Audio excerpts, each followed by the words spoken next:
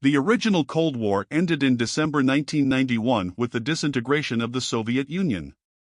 But the idea that the world is witnessing the early phases of a new Cold War, this time, a strategic competition between China and the United States, has taken hold in many quarters, especially in Washington.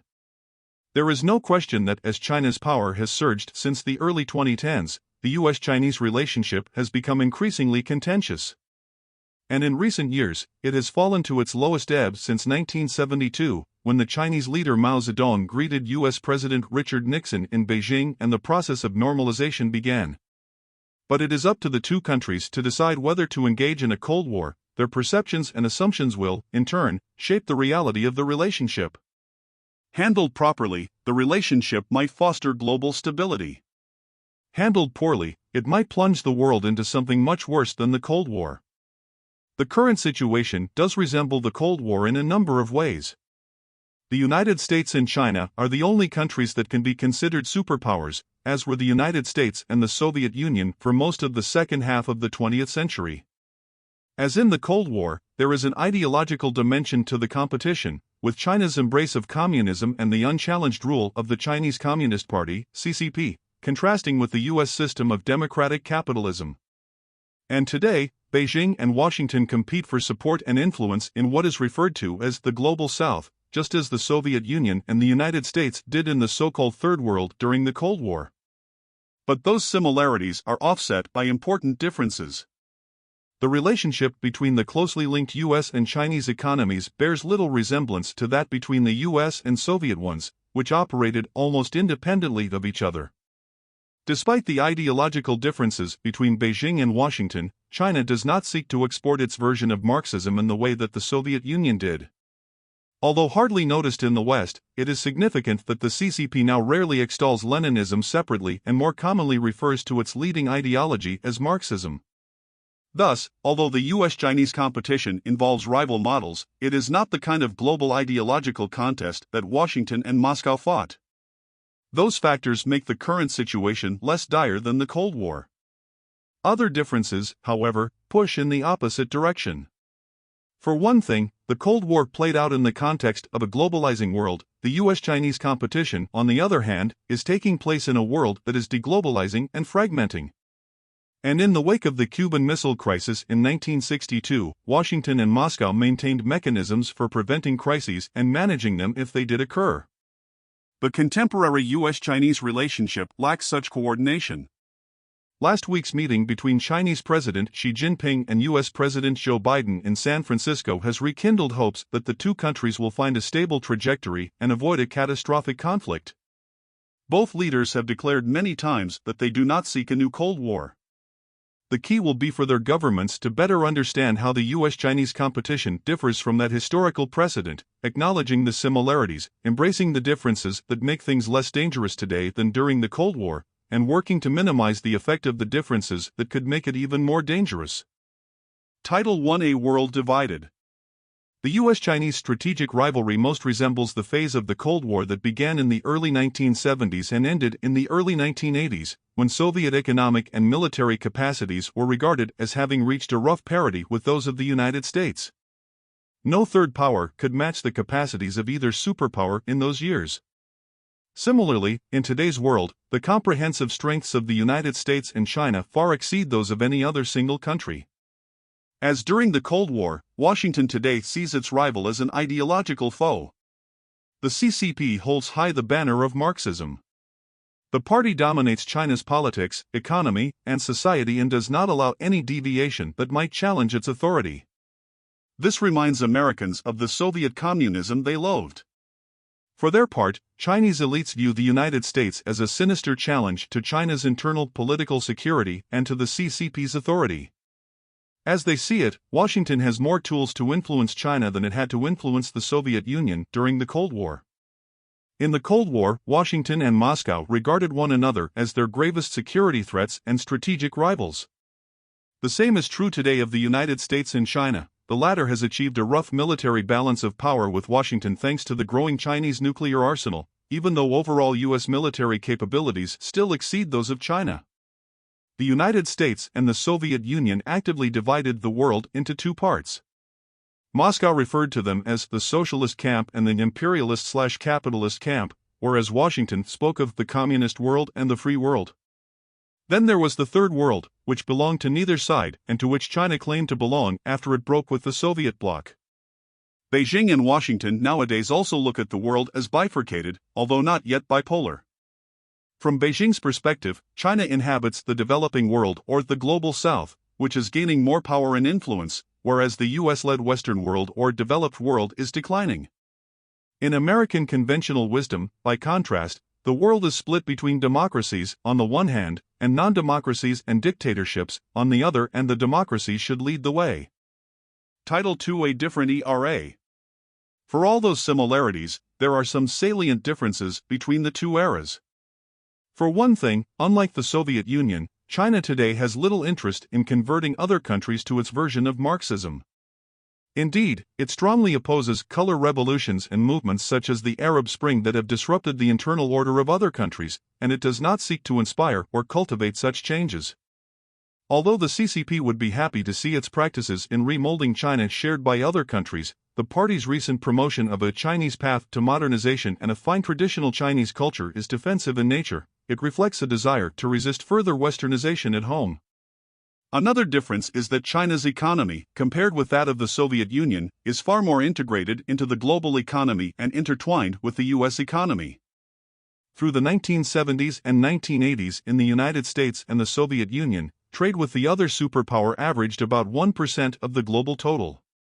In contrast, in 2022, China was the largest trading partner of over 140 countries in the world, and trade with China accounted for about 10% of total US foreign trade.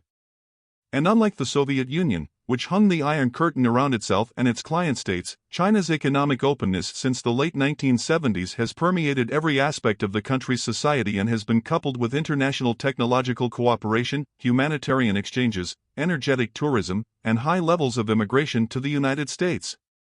Over 3 million of the 5 million people of Chinese origin now living in the United States were born in China. Between 2001 and 2020, nearly 90,000 Chinese students, including ones from Hong Kong, earned doctorates from U.S. universities, by far the largest group of foreign doctoral students, and more than double the equivalent number of Indian students, who made up the second largest group. U.S. and Soviet societies were virtually close to each other, and U.S.-Soviet cultural, educational, and people-to-people exchanges hardly existed. Consequently, Soviets and Americans were largely ignorant of the internal features of each other's country and unable to exert much political influence on one another. Even in years when U.S.-Soviet contact intensified, U.S. officials could talk to only high-level Soviet officials and leaders and were barred from reaching out to ordinary citizens. Today, in contrast, China and the United States are both capable of using their societal connections and economic ties to exert political influence on the other side, which has a dramatic impact on their respective domestic politics as well as on bilateral relations. On the one hand, Chinese and American individuals and groups who have benefited from interdependence deplore the corrosion of bilateral ties and call for stability. In China, they are known as softliners and may be criticized for being enticed by American ideas and interests. In the United States, they are derided as soft on China. On the other hand, those with political weight who have gained little from U.S.-Chinese cooperation see national security as a reason to prevent deepening ties. In this sense, the U.S.-Chinese strategic competition is multi-layered, reflecting interactions between different domestic priorities and interests. It is not simply an interstate affair. Instead, it is an intricate set of intrastate political and economic games. If geopolitical and national security concerns override economic considerations and nationalist populism swells in both China and the United States, conciliatory voices are likely to be drowned out. Another dissimilarity between the historical Cold War and today's competition is the global context. During the Cold War, especially in its later stages, globalization and regional integration gradually melted great power tensions. The Berlin Wall was brought down by East Germans' aspiration to have what they saw in Western countries. Extensive communication and trade between the Chinese mainland and Taiwan eased their hostility. But in the post-Cold War era, a tide of anti-globalization has surfaced, caused by a combination of economic protectionism, political populism, and ethnic nationalism, and exacerbated by numerous global problems such as climate change and pandemics. This makes for a more challenging environment for superpower competition. After the Cuban Missile Crisis, Washington and Moscow developed techniques to avoid disasters, culminating in the creation of the Moscow-Washington Hotline, which allowed for direct communication between the country's leaders. Partly as a result, no direct military conflict ever took place between U.S. and Soviet armed forces. Regrettably, today, even as U.S. and Chinese warships and aircraft risk clashes in the Western Pacific, in particular near the Taiwan Strait, and as U.S. and Chinese strategic nuclear missiles target population centers, the two countries lack robust crisis prevention and management mechanisms. The resumption of military-to-military communications announced last week represents a step in the right direction. Title III worse than a Cold War? Unfortunately, the two powers seem to be moving into an intensifying strategic competition that carries some features of the Cold War but may be even more damaging if the downward spiral of their relationship is not arrested in time. Part of the problem is that both countries have questionable assumptions that are deeply rooted in their political and cultural traditions. As the American statesman Henry Kissinger puts it in his book on China, some U.S. activists would argue that democratic institutions are the prerequisite to relations of trust and confidence, and that non-democratic societies are inherently precarious and prone to the exercise of force. In this view, as long as China maintains communist ideals and the CCP dominates Chinese politics and society, Washington must contain China's technological advancement and global influence under the pretense of protecting U.S. security. This view is reflected in the small yard with high fences that the Biden administration is attempting to build around Western technologies in order to keep China out. Kissinger also points out that some Chinese triumphalists, similar to some U.S. strategists, interpret international affairs as an unavoidable struggle for strategic preeminence and as essentially zero-sum. Indeed, in China, elites and ordinary people alike generally view politics as a struggle for power and material interests. The most common Chinese understanding about U.S. strategy toward China is that unless and until China's national power exceeds that of the United States, there will be no way to modify Washington's arrogant, aggressive approach. Both sets of assumptions are unrealistic and fatalistic. The CCP and its basic policies will remain firmly in place, and the comprehensive strength of the United States will remain greater than that of China for the next decade or beyond. Still, these assumptions are not likely to fade away. There are 5 things, however, that could stabilize the relationship and avoid catastrophe. First, the two economies must remain intensively intertwined. Business groups, technology companies, and scholarly organizations should join hands to resist unreasonable and counterproductive policies and measures that confine their collaboration. Second, Beijing and Washington should defuse tensions over Taiwan. China's anti-secession law stipulates that to reunify the country through peaceful means best serves the fundamental interests of the compatriots on both sides of the Taiwan Straits. The state shall do its utmost with maximum sincerity to achieve a peaceful reunification.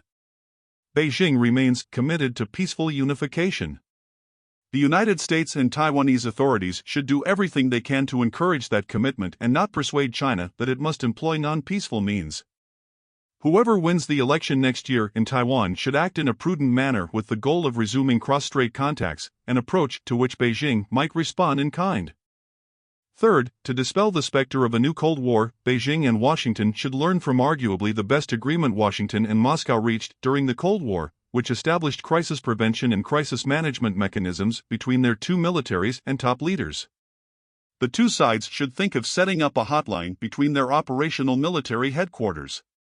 In particular, they should also hold discussions about reducing the potential risks posed by artificial intelligence. Fourth, the two countries should also strengthen cooperation on issues concerning the health and well-being of their citizens. The agreement Biden and Xi Jinping reached last week to reduce the flow of fentanyl components from China into the United States was a good start. But there are other ways that Washington and Beijing could work together on projects relating to global health. The United States should allow and encourage China to take part in Project Orbis, a cross-border collaboration run by the U.S. Food and Drug Administration that seeks to accelerate regulatory approval of new cancer drugs. China should also participate in the Biden administration's Cancer Moonshot Project, which aims to cut the cancer death rate by at least 50% over the next 25 years. Finally, in an era characterized by global ecological crises, it is also imperative that the two largest economies and largest emitters achieve tangible results in their climate change coordination. In early November, U.S. Special Presidential Envoy for Climate John Kerry and China's Special Envoy for Climate Change Xie Jinhua reached an agreement to revive a bilateral working group on environmental issues including advancing renewable sources of energy and reducing methane emissions. The Biden-Xi Jinping meeting has put the two countries on a less threatening trajectory in the short term. But one meeting alone cannot halt the long-term momentum in the direction of conflict. Influential citizens in both countries must mobilize to find ways beyond official engagement to promote the common good. Whatever new paradigm leaders in Beijing and Washington choose must do more than just avoid a new Cold War, it must prevent a hot one as well.